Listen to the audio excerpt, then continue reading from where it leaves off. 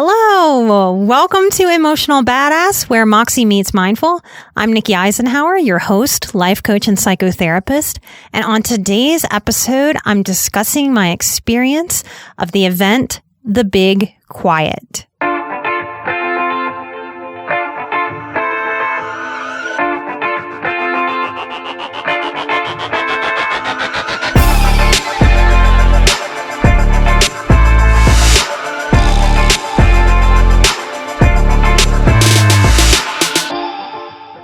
We were super proud to participate with the Big Quiet in Denver this year. Now, the Big Quiet is a really cool event. It started in New York, and it's a mass meditation for modern people. Now, if you've never done anything like this, it can be a little intimidating to be in a big group. I know we can have a lot of resistances to yesing something like this. But if you've ever sat with yourself meditating and felt the energy of peace that washes over you, and those moments where everything just clicks and our monkey mind relaxes and releases, it's a beautiful feeling. It's a powerfully restorative tonic for the nervous system.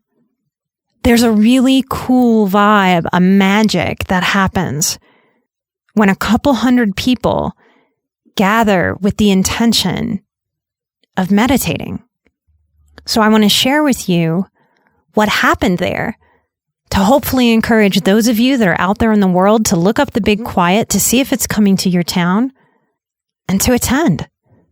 And if not the Big Quiet, where can you attend meditation, yoga, mindful practices? One of the speakers at this event shared exactly what I'm about to share, because those of us in this healing field that are serving others, we are seeing it day in and day out. People are lonelier than ever. For the amount of tech and social media that is available in our world right now, we may be able to connect with someone on the other side of the world, but we're losing and missing connecting right where we are.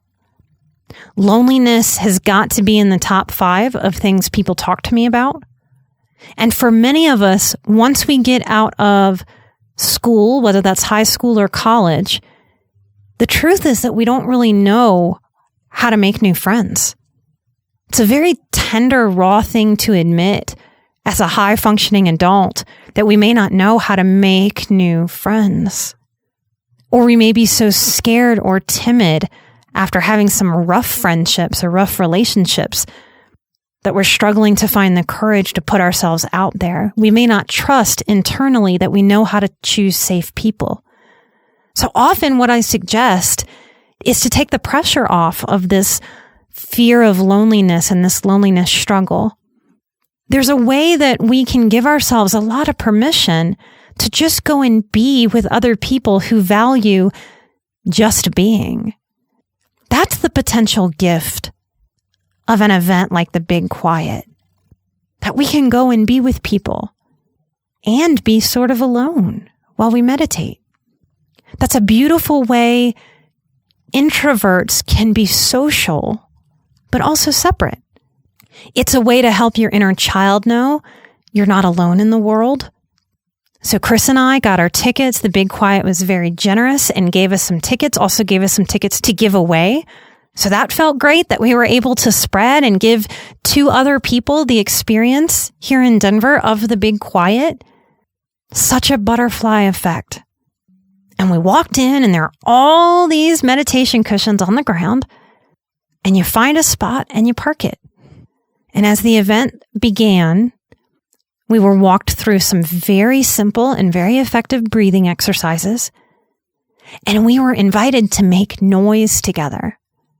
And I know that freaks a lot of people out. The energy and the vibration of making noise together with our voices, of breathing in sync, of a shared group intention. It's some of the coolest energy I've ever felt. That energy is available to you too. It's available to you if the Big Quiet's coming to your city. It's available to you with group meditations, often offered by churches or organizations or yoga studios. As we sat in collective silence, different local musicians began to play. What I love about that is that each musical instrument and each voice that sang connects to each individual person in a different way. For me, it was the violin that really made my heart space bust wide open. That towards the end of meditating and being still and quiet after making sound together, just hearing that violin start to play. I have no idea why the violin does it for me, but it does. Do you have an instrument that just does it for you? That makes your heart just burst wide open? That helps you release and take in goodness? I'm going to release an episode soon on the importance of yesing. I want you to know that when I first heard about this event, I didn't have an automatic yes. In fact, I had I'm still unpacking boxes. I have so much to do. I'm getting ready for this course. I'm overwhelmed. There's a lot on my plate. We're still setting up the studio. Like as I sit right now recording, there's a flashlight helping me see my notes about recording. We're still in mid-transition in our space for our businesses and our studio where we record. But something in me said, yes, this is a good thing. Just say yes to it. It turned out that yes was exactly what I needed. It took me out of the chaos of moving 2 businesses and a home. It took me out and away of my loudmouth cat making noise at me while I unpack. It took me away and out of my mind of feeling the weight of my to-do list. And it physically made me explore a new space. This was in a cool, old, original airplane hangar. A hangar that used to make ejection seats. Isn't that cool? The sensory part of my being as a highly sensitive person got to soak up everything about that experience. The openness of the airplane hangar, the camaraderie of all of us sitting on that meditation cushion, holding the intention of wanting a better internal life and a better external life, owning our energy and our wellness by prioritizing meditating. Look for that upcoming episode of yesing if you're struggling to say yes and invite some of these powerful practices into your own life. We don't heal when we just listen or read or keep gathering information. Much of our healing is in how we show up actionably for ourselves. I'm working on it right now. I don't know if we will pull it off, but please come find me, Nikki Eisenhower, on Instagram. If you are interested, we are working out the details now, and I may, no promises, but I may be able to give some tickets to the very last Big Quiet that's happening in Boston. So if we do that, you'll be able to do that on my Instagram, Nikki Eisenhower.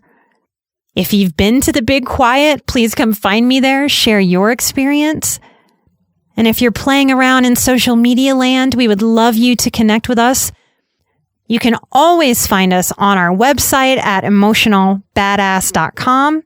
All of our episodes are there. I know sometimes trying to share things on iTunes can be a little screwy. So if you want to share some episodes that mattered to you, that helped you, that you want to pass along, that's a great place. Come find us at emotionalbadass.com. You can also find Emotional Badass on Facebook and on YouTube. I hope that wherever you are today, you'll incorporate some of the lessons from the Big Quiet. Maybe that's saying yes to an event that you wouldn't have. Maybe that's saying yes to a little moment of eyes closed, centering meditation. So maybe that's how we'll close up this episode. Just to sit with me and sit together and close your eyes and know that we are in this together. Whether we like it or not, whether we believe it or not, we are in this world together. And whenever we need to, we can close our eyes, take a deep breath, and remember how truly unalone we really are. Keep taking care of yourselves out there. Keep supporting the Big Quiet as it's on tour. And remember that you are an emotional badass I am an emotional badass, and together we are where Moxie meets mindful. Bye-bye.